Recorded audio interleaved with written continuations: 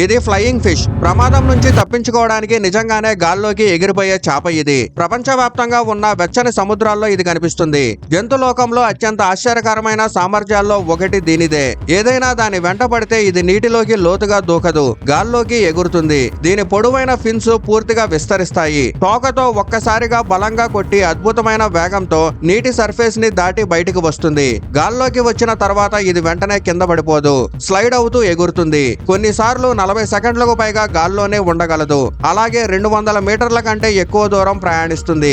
Water surface పైనే ఉండే చిన్న చిన్న గాలి చక్రాలను పట్టుకొని ఒక చేప ఊహించలేనంత సేపు గాల్లోనే కొనసాగుతుంది.